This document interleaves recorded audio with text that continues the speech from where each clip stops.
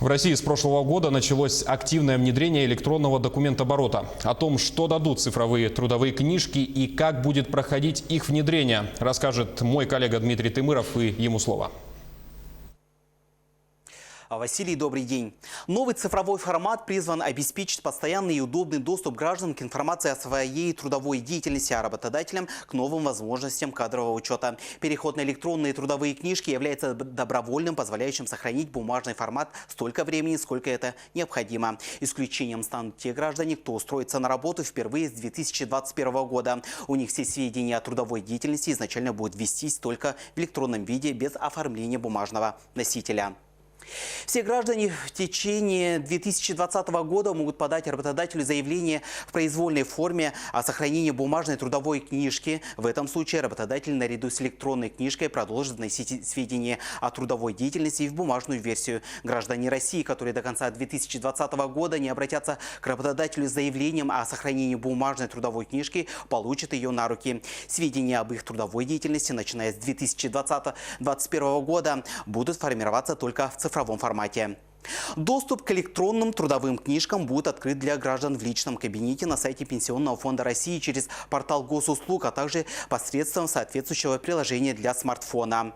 При необходимости сведения электронной трудовой книжки будут предоставляться в виде бумажной выписки. Обеспечить ее сможет работодатель по последнему актуальному месту работы – территориальный орган Пенфонда России или МФЦ. Услуга предоставляется экстерриториально, так далее, без привязки к месту жительства или работы человека. К преимуществам электронной трудовой книжки отнесены удобный и быстрый доступ работников к информации о трудовой деятельности, минимизация ошибочных, неточных и недостоверных сведений о трудовой деятельности, дополнительные возможности дистанционного трудоустройства, использование данных электронной трудовой книжки для получения госуслуг, высокий уровень безопасности и сохранности данных и другие. Также электронная трудовая книжка сохраняет практически весь перечень сведений, которые учитываются в бумажной трудовой книжке. Что касается работодателей, то с этого года для них была введена обязанность ежемесячно представлять в Пенсионный фонд России сведения о трудовой деятельности, на основе которых будут формироваться электронные трудовые книжки россиян.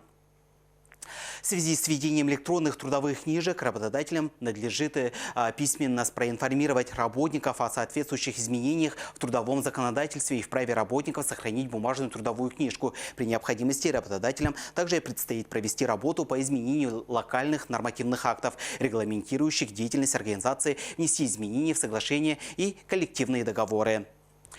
Начиная с 1 января 2021 года в случаях приема на работу или увольнения сведения о трудовой деятельности должны будут представляться организации и работодателям Пенсионный фонд не позднее рабочего дня, следующего за днем издания документа, являющегося основанием для приема на работу или увольнения.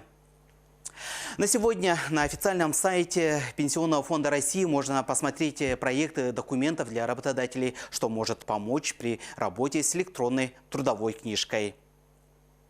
Василий, у меня на этом все. Да, Дмитрий, спасибо за информацию.